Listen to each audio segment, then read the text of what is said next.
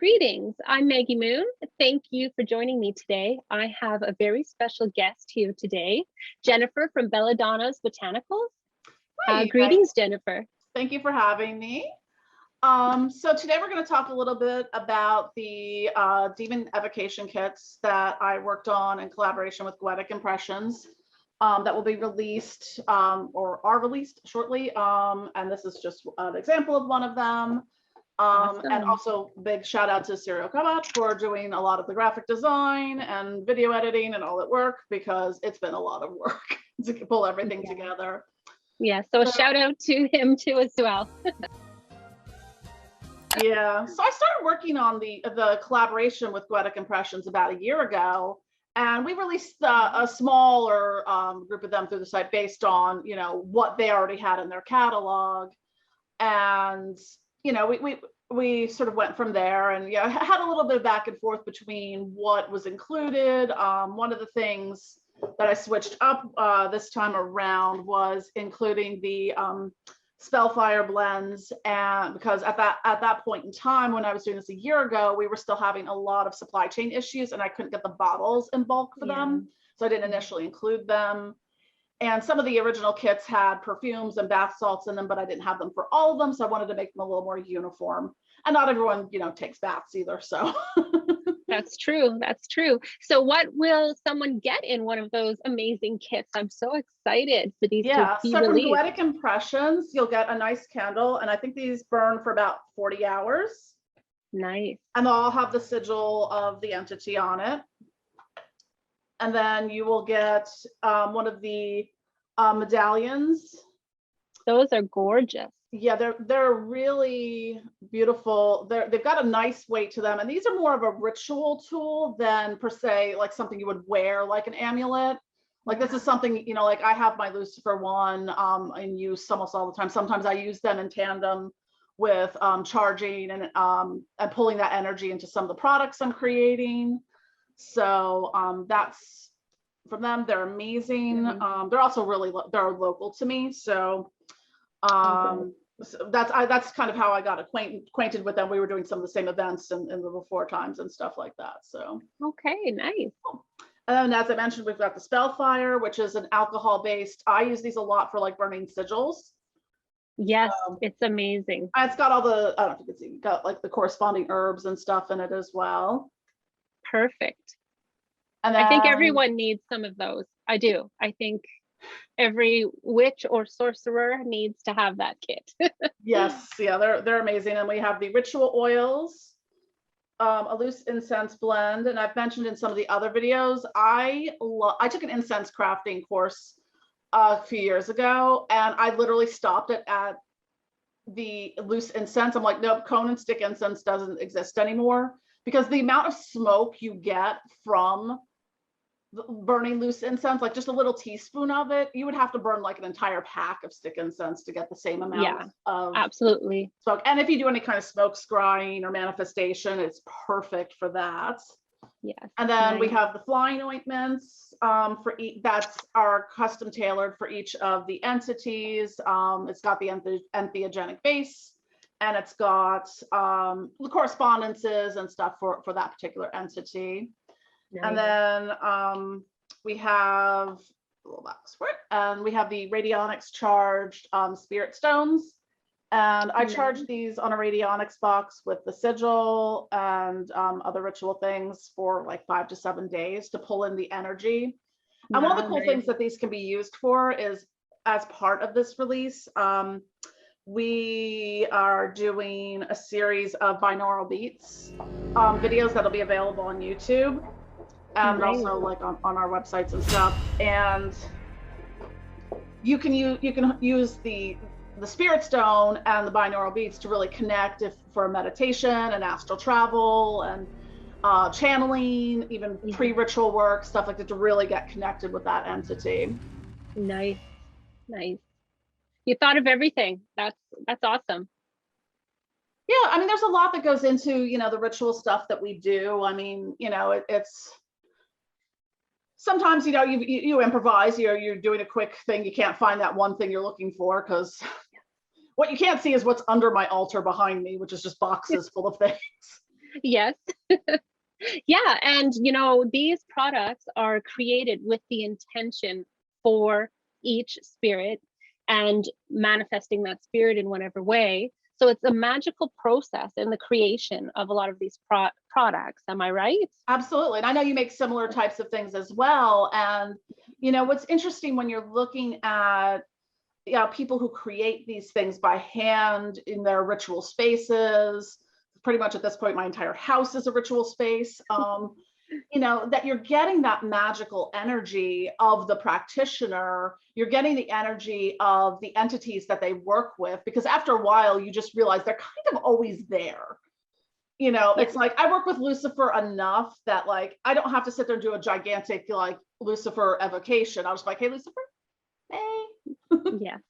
Exactly. Or sometimes, you know, they'll just drop. Yeah, you'll get the thing that they're there. 𝗣𝗶𝗰 has been flying around all over this week. I'm like, what? Yes, exactly. Once we work with the spirit enough, it becomes like a part of us, and you know, a part of our space. And so, you know, there's a big difference in what people get from, let's say, you know, candles from the Dollar Tree or something. Yeah. And then you got to do a lot of work to get it magically charged and activated. Exactly. And even like some of the mass-produced stuff that, you know, you're going to find at a Botanica or a metaphysical store. I mean, some will make their own stuff on premise, but which is awesome. But, you know, if you're just getting kind of mass-produced things, you're just kind of getting something you need to also do like a lot of work with. Absolutely.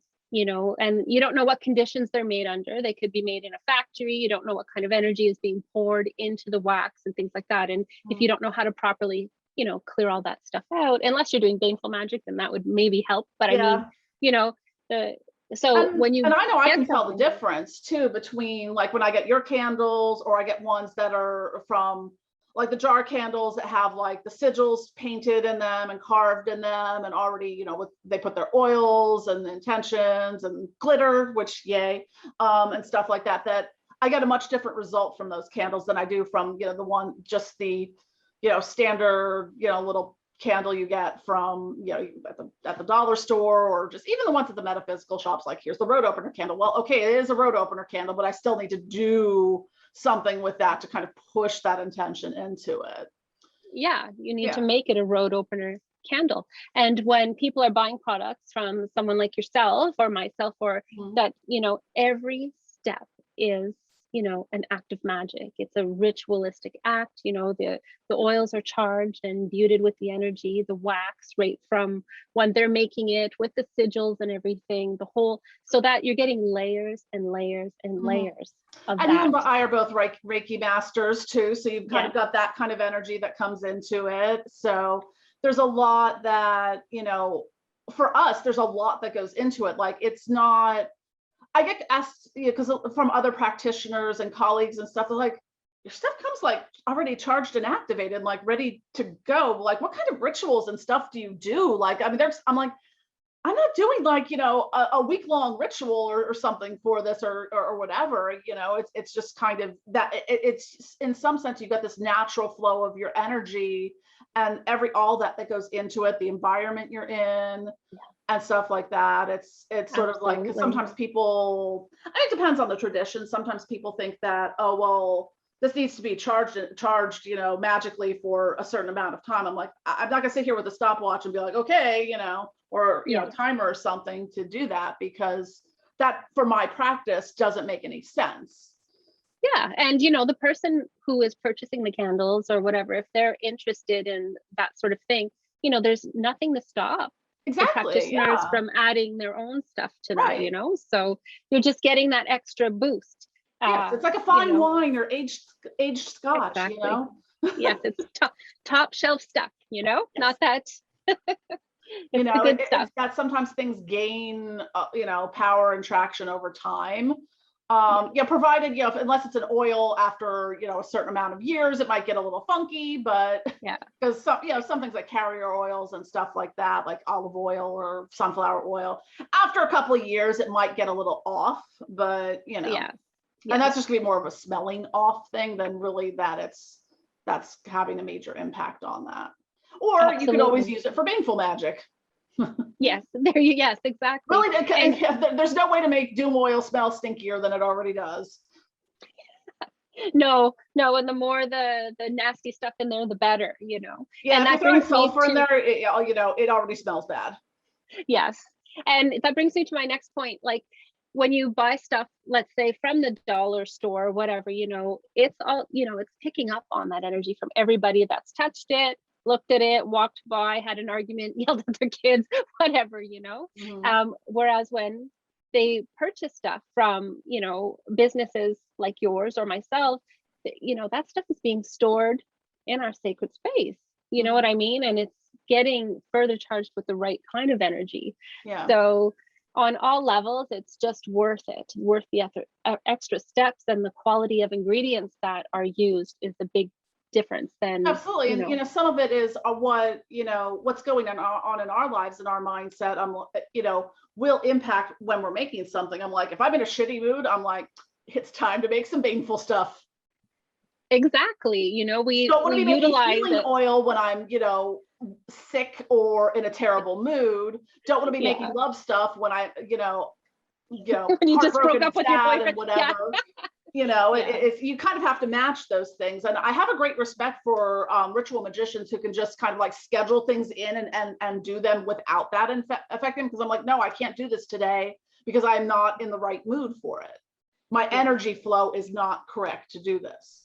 Exactly. And that's the primary advantage of having your own business and being your own boss, is that you can work around. There's always something else you can do to utilize whatever state you're in at that time, if you can't make it work. And yeah, because I remember, like, the prime example is last year when we had the Sister Witch conclave, and I was burning your Astarte candle that you made for me. And that day, I've been burning it off and on for weeks.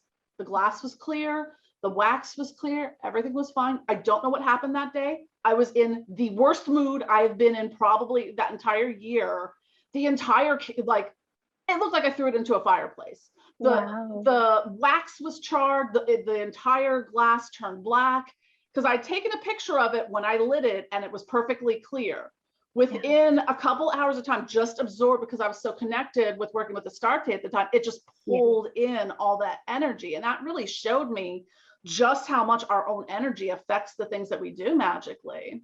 Absolutely, absolutely. And, you know, I charged them with the intention to pick up on whatever energy the practitioner is putting into it, you know. And that day, like, that was a powerful day. Yeah. So I can understand. Very chaotic. There was a lot going on in my life personally and other stuff. And I still kept I have the candle just because I use it as an example of, this is what your energy can do. Yeah, nice. You know, and I very, you know, there's times when, you know, you light a glass encased candle and, you know, it burns odd, so you get like a smoke stain up one side or whatever. I've never seen that happen with another candle. Yeah, that's interesting. It just really just sucked that energy right in, and that's what happens. And I think people need to be a little more cognizant sometimes of just how much their energy affects, especially when you're a magical practitioner, because it's like amplified so much more, that how it can affect those things. So knowing that when I'm making things, I want to push the right energy into it. Absolutely. And then when you work with the different entities that we work with, whether it's dark goddesses or the demonic gatekeepers, etc., you know, it's making sure that energy kind of matches that as well. Definitely. That's really important. Otherwise, you know, it's not going to be the product that you intend it to be, you know. And I've used your stuff personally, the flying ointment too. I use it regularly when I do my astral travel and things like that. And I can personally, you know, confirm that you make very high quality products, and they do what they say. I've never been disappointed with any of your products. So and likewise, you know, I love your candles and everything I have. Probably will have to get some more candles soon. Yes, I have to make some. I've not been making products. So if you come to my website and there's nothing, head on over to Belladonna's Botanicals, because she has a lot of amazing stuff as well. Yeah, I pretty much keep everything in rotation for, you know. Nice. I'm just doing mine now when I have the time and when I'm inspired, you know, so that I can. That's a good way to do it, because sometimes, you know, when you get to that point where you're just kind of, you know, half-assing your way through it, it's kind of, well, why bother at this point? You know, you're not getting the right, again, it goes back to, you're not getting the right energy. I'm like, oh, I'm just making this because I have to make it because I had an order, because people expect this and stuff. And it's like, do what you're passionate about, you know. Whether it's, you know, I'm looking at doing more like services and ritual oriented things. Just, you know, I love making stuff. I mean, that's what I like to do, is I really love making things. I love making new things. Sometimes I have too many things. Yes, I love doing the services more. You know, I love making products when I feel like it. But there's a lot more to products, as you know, than just making the products. You know, you got to make labels, you got to take pictures, you got to, you know, you have to add it to the website. There's so much. It's a process, you know, from the, okay, I'm going to make this oil. Okay. Do I have all the ingredients to make this oil? Then, okay, you got to, or, you know, so you kind of have your formulation. Then, you know, you put everything together. So you kind of are charging and activating the herbs and essential oils and all this stuff, and then everything, and then kind of letting it marinate for however long that it does. Sometimes for me, it varies, because I may put something in a jar and then, you know, bottle it right away, or it waits 2 weeks to be, you know, decanted and put together. So yeah, so you've got that. So then now when you're making a ritual oil, now you got to like strain all the herbs out of it, or sometimes, you know, put a little bit of, you know, flourish in there, you know, a little bit of couple crystals, a little bit of glitter, you know, some of the herbs and stuff. There's another process. Then you're putting it all in the bottles, and then, you know, then you're designing and printing out your labels, and, you know, and then if it's a new, then, you know, till you write up the description of it and put it on the website and all that. It's like, it's a lot of work. It really is. And if that's the only thing that you're doing, or the primary thing that you're doing, it's great, because you schedule your time for that. But I had too much going on, and I had to choose what I loved the most. And I really love just doing it in the moment. Like, okay, I'm inspired, I want to go in, and like and it happens. And then I'm good for a while, you know, like you are with candles. Yeah. Like you make some, and then you're good for a while. Like, all right, I made my 1 to 3 times a year batch of candles. I'm good. Yeah, exactly. That's what I'm like with products. Like, you know, I have to make them when I feel like it, and, you know, but yet I can get up and do energy work and do readings and all of that every day, and it never feels like work. You know, so that's why I made that a little bit. With doing ritual stuff, again, for me, it's getting the right flow and scheduling it in. You know, and stuff like that. It's because, you know, it's not always, do I feel like doing, am I in the mood to do a binding spell today? You know, it's kind of like, you know, getting the right timing of things in that sense, so you get the maximum effect. So you're not just like, oh, fine, whatever, you know. That's not that's not benefiting anyone. No, we can't get to that point. We can't allow ourselves to get to that point at all in this field. So we have to, you know, really zone in on what we love. And if we're not feeling it, we have to just be honest about that, and make other use with that energy, which we're really good at that. Yeah. I mean, it's even sometimes I look at with the products I make, it's kind of like, yeah, early on I sold some candles, and I was just kind of like, you know, I really just don't like making candles, so I'm not going to do this.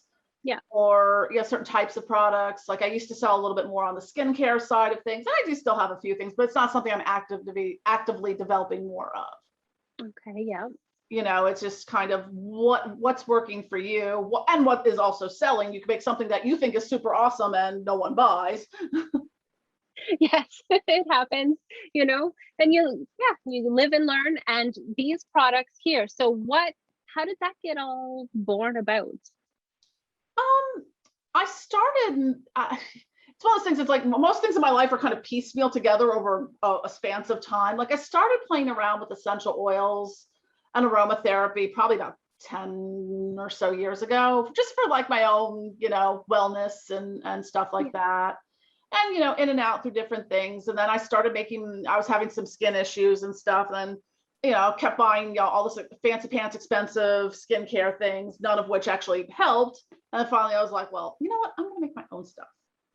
And I started making my own skincare. So kind of, you know, I was starting to make more things that way. And then after I got divorced, you know, I kind of was like, I always wanted to start my own business. So I started, you know, taking all the aromatherapy certifications and learning herbalism and perfuming and skincare formulation and incense crafting and all that. And all that went into when I founded my business in 2018. And I was when I first started, I was doing primarily aromatherapy and skincare. And then I started kind of, as I was getting back into practicing my craft and stuff, started making, some incense here and, a little bit of, herbal tinctures or herbal infused oils. And it just sort of snowballed from there. And suddenly I realized that I think I was also making soaps and shampoo bars too, that I noticed the transition of that the witchy stuff I was doing was selling way better than, the standard aromatherapy kind of things, because also, and I know, as being an aromatherapist is a pain to sell a lot of natural things just due to, well, in the United States with the FDA regulations, because it's kind of like what you can and can't say, you can't be like, this is a headache balm. It's like, this is a occasional head pain tension salve or something. It's like, well, how are people they're not going to know how to find that, Yeah.